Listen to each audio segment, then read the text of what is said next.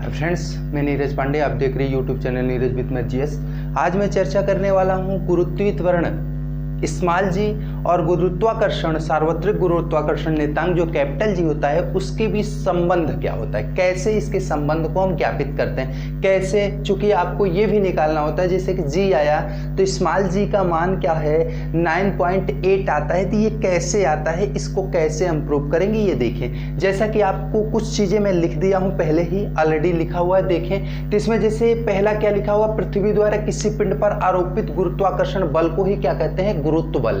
तो अगर आपसे प्रश्न पूछा जाए गुरुत्व बल किसे कहते हैं, अगर ये पूछा जाए तो ये लिख ही दिए हैं कि जिससे कि आपको अगर लिखना हो तो कॉपी कर सकते हैं। तो क्या इसमें कह रहा है कि पृथ्वी द्वारा किसी पिंड पर लगाया गया बल, पृथ्वी द्वारा किसी पिंड पर लगाया गया बल या आरोपित गुरुत्वाकर्षण बल ही क्या कहलाता है, उसका गुरुत्व कहलाता है, उसका क्या कहलाता है, गुरुत्व कहलाता है। और उस गुरुत्व को ही हम क्या कहते हैं, उस पिंड का भार कहते हैं, उस गुरुत्व को क्या कहते हैं, उस पिंड का हम भार कहते हैं। अब आगे हम देखेंगे किसी पिंड पर आरोपित गुरुत्वीय बल, किसी पिंड पर आरोपित गुरुत्वीय बल के कारण पिंड में जो त्वरण उत्पन्न होता है उसे गुरुत्वीय त्वरण कहते हैं। क्या कह रहे हैं, किसी पिंड पर आरोपित गुरुत्वीय बल के कारण, गुरुत्वीय बल के कारण पिंड में जो त्वरण उत्पन्न होता है उसे गुरुत्वीय त्वरण कहते हैं, उसे क्या कहते हैं, गुरुत्वीय त्वरण कहते हैं, जिसे हम किससे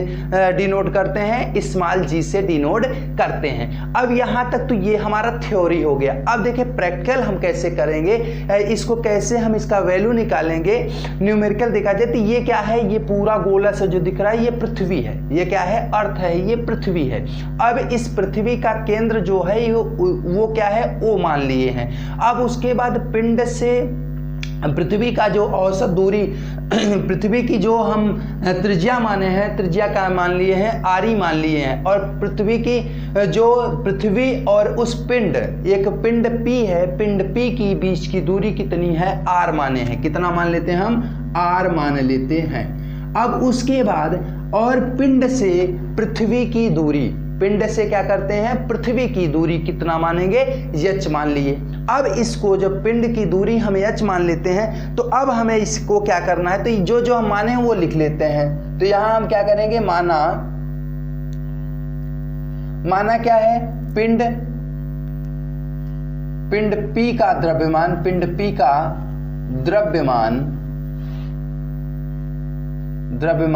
m तथा पृथ्वी का द्रव्यमान me है तथा me है। और उसके बाद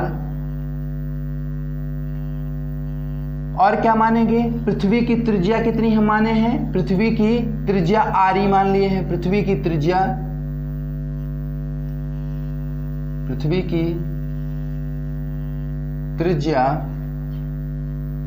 RE व पिंड से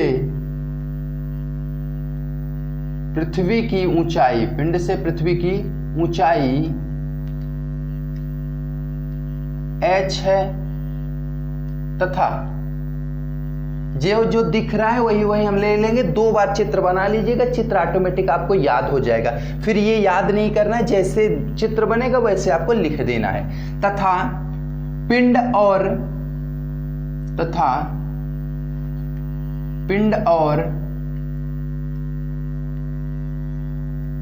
पृथ्वी के केंद्र O के बीच की दूरी R है, कितनी है, R है। और R को हम क्या लिख सकते हैं, या R बराबर हम क्या लिख सकते हैं, ये देखें h ऊपर है, पृथ्वी से ऊपर P कितना ऊपर है, h ऊपर है, और ये पृथ्वी की त्रिज्या कितनी है, RE है। तो R बराबर हम लिखना चाहें तो RE प्लस h लिख सकते हैं। क्या लिख सकते हैं, RE प्लस h हम यहाँ लिख सकते हैं, आराम से यहाँ लिख सकते हैं। तो फिर अब आगे हम क्या लिखेंगे, तो पिंड पर लगाया गया पिंड पर क्या हो जाएगा, गुरुत्वाकर्षण बल हम निकालेंगे। तो पिंड पर लगाया गया गुरुत्वाकर्षण बल, अतः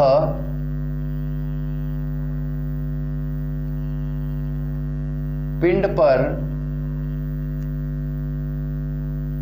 लगाया गया गुरुत्वाकर्षण बल F बराबर, अब देखिए गुरुत्वाकर्षण बल जो होगा वह F बराबर क्या हो जाएगा, G_M_E_M अपान R स्क्वायर, G_M_E_M अपान R स्क्वायर। अब देखिए F जो है वह क्या है, गुरुत्वाकर्षण बल, और क्या है कि वो दोनों पिंडों की भी, जो दोनों पिंडों का भार है इसके गुणनफल और इसकी दूरी के व्युत्क्रमानुपाती ही होगा। तो अब यहाँ ये समीकरण 1 बना लीजिए, क्या बना लीजिए, इसको समीकरण 1 बना लीजिए। अब आगे हमें क्या करना है वो देखना है कि अब अगर हम इसको निकालें गुरुत्वीय, अब ये तो F निकाल लिए तो हम गुरुत्वीय त्वरण निकालेंगे इनके बीच। तो अगर गुरुत्वीय त्वरण की बात करें तो अगर हम निकालते हैं तथा पिंड पर लगने वाला गुरुत्वीय त्वरण, तथा पिंड पर लगने वाला गुरुत्वीय त्वरण लिख लें, तथा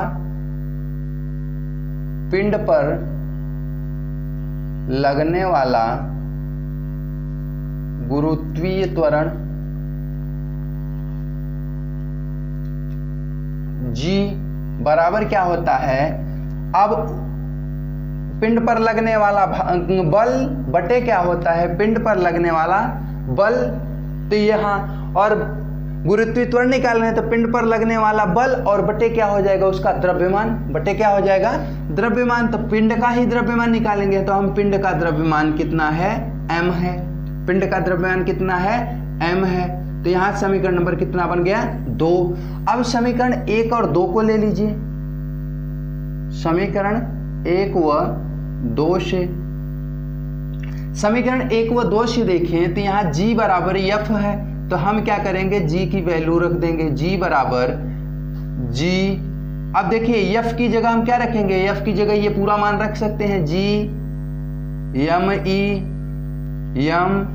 अपान क्या कर सकते हैं, R स्क्वायर, और होल अपान कितना लिखेंगे, m, और ये m कहाँ जाएगा, सेकंड पे ही जाएगा, चूंकि a इसके नीचे अब कुछ नहीं है तो इसके नीचे 1 मान सकते हैं, तो ये कहाँ चला जाएगा, ऊपर चला जाएगा।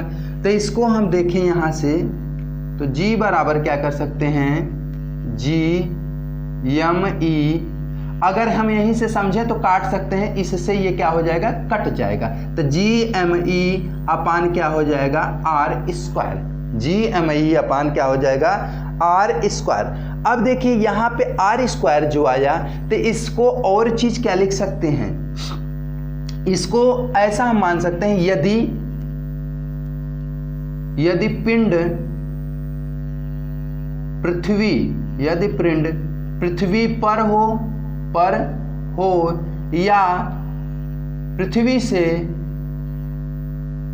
से कुछ दूरी पर हो, कुछ दूरी मतलब सामान्य दूरी, उसका कुछ माप न हो, तब के लिए हम क्या करते हैं कि यहां मान सकते हैं, ये दिख रहा है कि नहीं दिख रहा है, हाँ यहां तक तो दिख रहा है, यहां तक दिख रहा है। तो जब यहाँ सामान्य दूरी से हम मान लेते हैं पृथ्वी तल से पिंड की ऊंचाई h और पृथ्वी की त्रिज्या इतनी आई, तो अब इसके बाद अगर हम सामान्य मान लें कि ये क्या है, पृथ्वी तल पे ही है, या इसकी दूरी कुछ मान लें या शून्य मान लें, दूरी क्या मान लें, पृथ्वी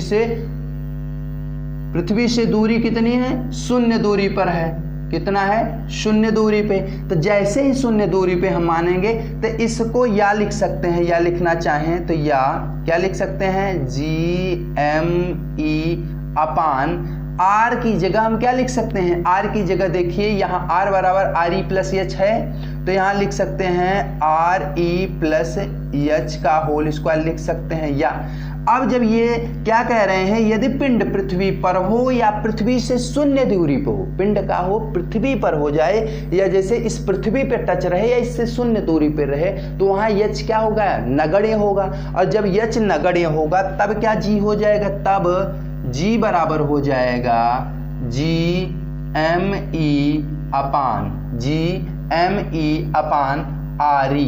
क्या हो जाएगा, GME/ क्या हो जाएगा, RE।